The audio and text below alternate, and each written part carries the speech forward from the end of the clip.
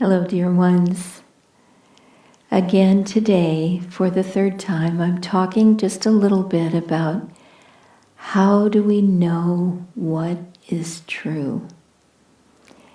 And I've often thought that one of the greatest laboratories of life is one that our guru, Paramhansa Yogananda, and his direct disciple, Swami Kriyananda, gave us, and that is to live in spiritual community.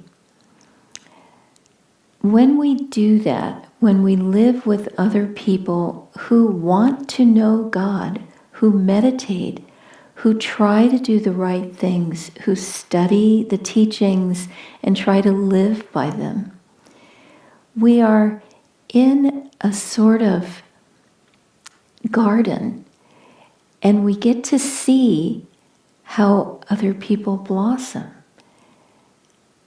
and the troubles that they have, how they respond to those challenges, what they do.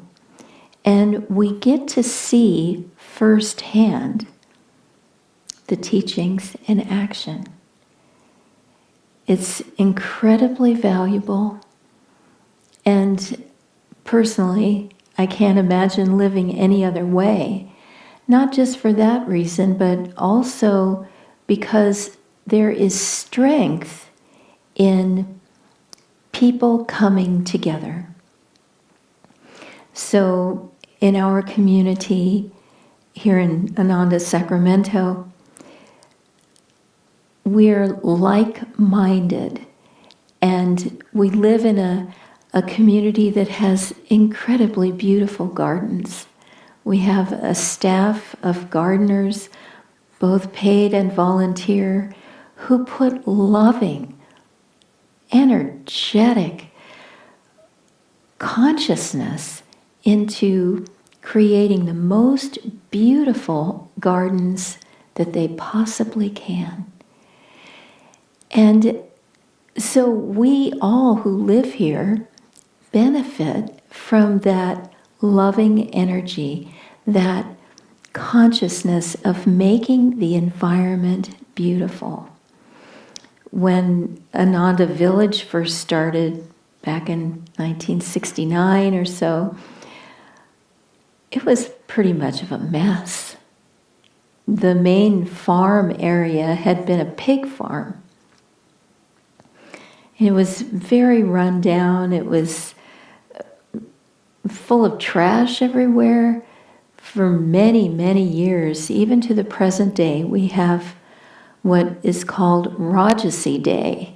And so people go out, and there's a list of projects and teams, and people go out and clean and make things beautiful and paint and plant flowers and do all kinds of things to uplift the environment. And that is an important aspect of the search for truth. Yogananda said, environment is stronger than willpower. So you really need to put yourself somewhere that is going to aid your spiritual growth. It just makes sense. It's common sense. Swami would often say, if you want to be an airline pilot, then you have to be around other pilots. If you want to be an artist, mix with artists. If you want to be a devotee, mix with other devotees. And that's what Ananda is all about. It's creating an environment in which people can work on their consciousness. And we won't get to God if we just shun all other people. Of course, lockdown's a little different, but we're still interacting with our families, with our neighbors, with the people who deliver our groceries. Even now, we are not completely alone. And we need to learn to get along with people. We need to learn to harmonize with other people. And that is another reason why living in spiritual community is so vitally important. People live in close quarters. They don't always agree. In fact, even the best of friends don't always agree. But we have to work it out. And one of the beautiful things about Ananda is that you're with these people year after year after year, decade after decade. You better learn how to work it out, how to give compassion, how to be strong in yourself, how to communicate. These are all wonderful qualities, and they all help us in our search for truth.